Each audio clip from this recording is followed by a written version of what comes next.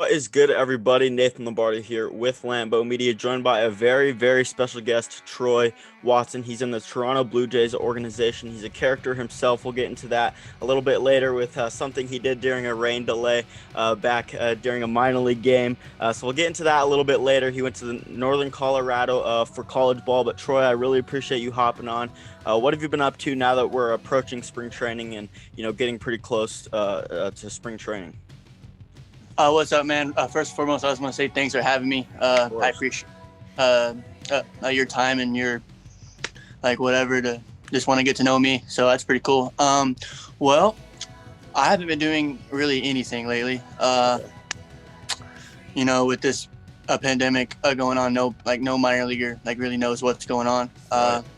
Now the major league side, they're still scheduled to start normal time in February, and then so that's the major league guys and the AAA guys, and then the AA down, which is me. Yeah.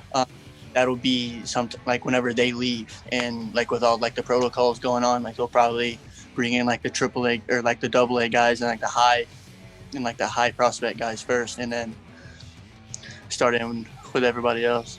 Right. I think that's crazy. Yeah. Just an interesting time. I was talking to Lucas Gilbreth. He's on the 40-man roster for the Colorado Rockies, but he's in the same boat as you. I was just talking to him, and he's telling me how he has no clue when he's supposed to report to spring training, and I'm sure you're feeling the same way, like you just mentioned. It's definitely interesting. And how are you kind of trying to stay as prepared as possible without not knowing much at this time? As of right now, it's just taking everything day by day,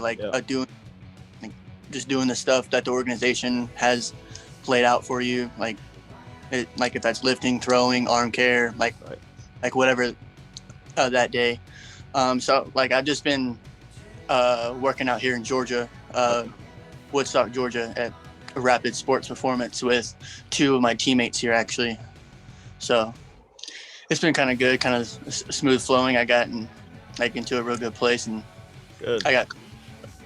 Good. That's awesome, man, Troy. So now transitioning into a little bit of your career in the minor league system. You weren't a heavily recruited guy coming out of high school.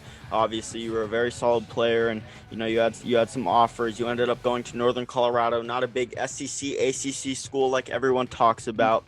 Would you say being, kind of under the radar still as a very good player? I'm not saying, going to Northern Colorado isn't a good school. Everyone has their own route, and it turned out going good for you.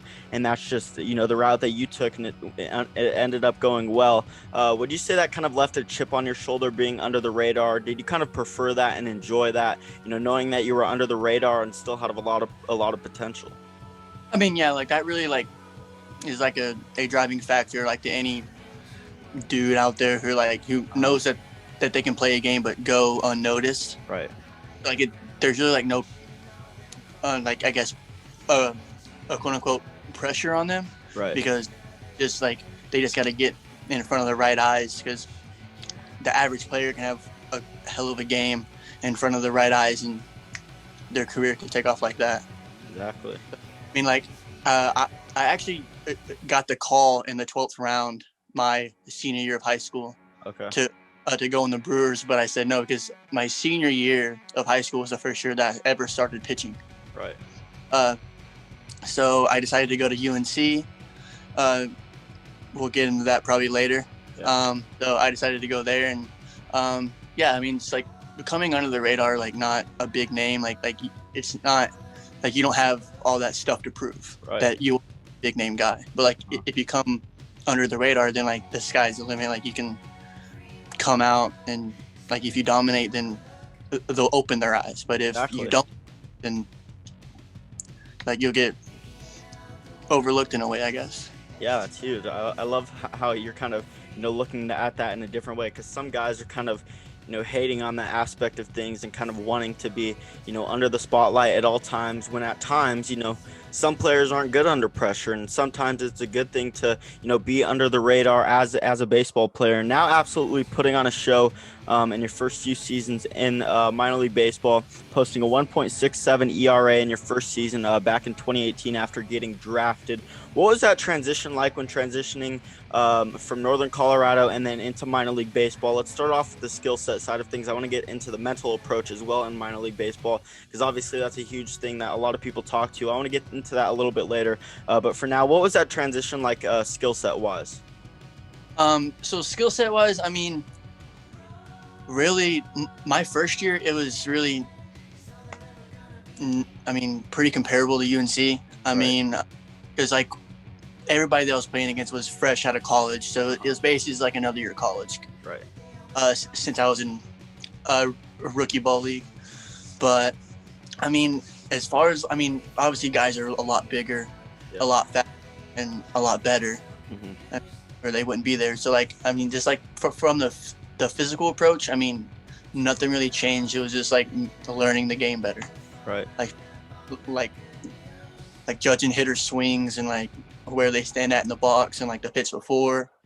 Like it's just a lot of other aspects of the game that I had to improve on. Okay. And most of my content consists of interviews with a lot of minor league players, and I like to get each and every single one of theirs different perspective. And, a lot of them emphasize how tough it is mentally to stay in the minor league systems and, not only that, but advance. And that's the sole purpose of being in the minor league is advancing up the ranks and eventually getting into the MLB and, putting on a show in the league as well. What has it been like in the minor league system mentally as of now thus far? Up until about a year ago, it was great. Yeah.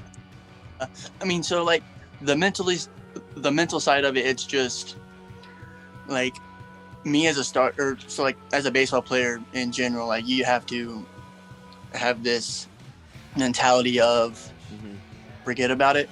Right. Like who cares? Like, so like that's a big thing that I had to learn. And I learned that pretty well in college. I don't want to get too far into that, but like our motto was F it. Okay, I got you. Yep. Sorry for the language, but like that was good. our You're good. Like that was our motto in college, and I really took that and ran with it. In pros, like if I made a bad pitch, F it. Who cares? Yeah. Move on. Brushing it aside. There's like I have like a very forgetful baseball personality. Like you can ask me after I go six inning shutout, couldn't tell you anything that I did.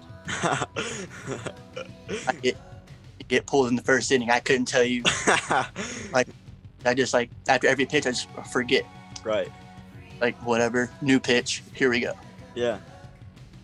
So I think that's a pretty good thing, especially in all sports, but not only in all sports, but in particular on the baseball side of things, because if you're in the field and you make an error and you're thinking about that the next pitch and then the next pitch after that, you're just gonna be continuously making errors, and that's just gonna continue hurting yourself and the team. And it's as a player, it's sometimes hard to brush those things aside, but it's definitely a good thing if you can. So that's definitely a good aspect that you have. And I mentioned Northern Colorado a little bit earlier. You had options coming out of high school. Obviously, you mentioned you got drafted out of high school, so you had options. But why UNC? So this is actually like a funny story. So I come from a single parent household. Okay. Couldn't really afford like the Texas States, the TCUs, the Texas Tech. Right. I couldn't really afford that. And so one of my best friends growing up, his name is Jake Oblas. That was kind of like a package deal to go to UNC. His parents helped pay for my college because like I was going to be 21 my sophomore year. Oh, okay. So I would have been draft eligible. So that was the whole, like with me going to UNC, he would help pay for my 2 years of college, 2 years draft. And so, I thank God every day that I actually did go to UNC because I was leaning towards playing basketball and baseball at Texas State. Okay. So I'm actually really really happy that I went to UNC because I met some of my best friends there and the coaches there. When I was there, I had Nate Rasmussen. He is now a hitting coach with the Twins. Okay. I Correa. I don't know if you've heard that name. I haven't, no. He is now with the Giants organization. And my pitching coach, R.D. Spees, probably the smartest human beings that I've ever met in my life, taught me everything that I know about baseball and pretty much life in general today. And so, like, me going to UNC, like, I only started pitching that senior year of high school. Okay. So going there and being with, Coach Spees and that entire staff really, like, developed my baseball side. Yeah, and what was that experience while at UNC? What were some of the funnest memories while at Northern Colorado, throughout your career over there? Oh, gosh. Sorry, can you ask that question again? What were maybe some of your funnest memories throughout your career at Northern Colorado? And, what did you enjoy the most about being a college athlete? Maybe not a single moment in particular, but what was so fun about being a college athlete? I mean, honestly, so where I come from, small town in Texas, like you walk around, like everybody kind of knows your name and it's the same people. Yeah. You go to a D1 university and you play sports and, you actually play, like you're not on the team. Uh-huh. And like you're a key role. And like, that's kind of how I was. Like everybody knows you. And it's right. It's a university, like just the college itself is 3 times my entire town. Mm-hmm. So it was like walking the halls and kind of seeing like everybody like from different sports and like, you look in like the training room and there's a baseball poster of your team and like you're on the poster, like every athlete is like, or student that walks through, like they look at that poster and they're like, oh, and then they see you walking around and they're like, oh, that's awesome. Be cool in that aspect of it. But my funnest memory, I have a lot of those here, but